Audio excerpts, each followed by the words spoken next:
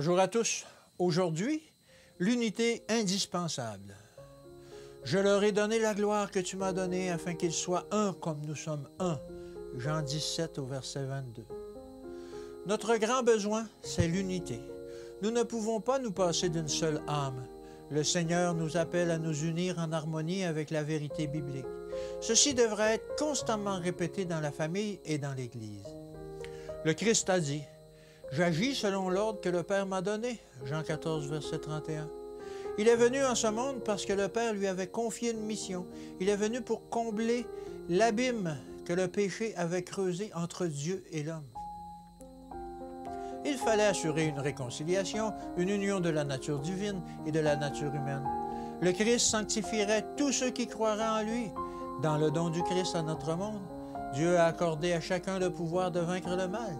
Il vous a donné les plus grandes et les plus précieuses promesses, afin que par elles vous deveniez participants de la nature divine, en fuyant la corruption qui existe dans le monde et par la convoitise. 2 Pierre 1, verset 4. La grande apostasie eut son origine dans un refus de l'amour de Dieu, comme il est clairement révélé dans sa parole.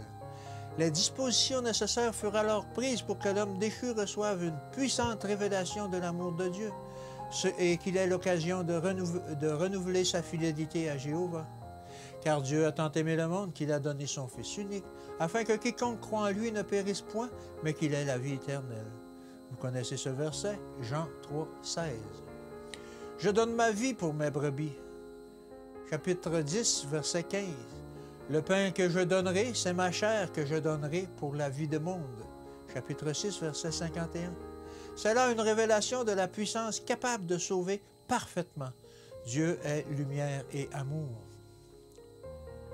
Après la guerre dans les parvis célestes, Satan et ses adeptes furent chassés. En tant qu'êtres humains, nous sommes sujets aux artifices et aux tentations de ses adversaires déchus.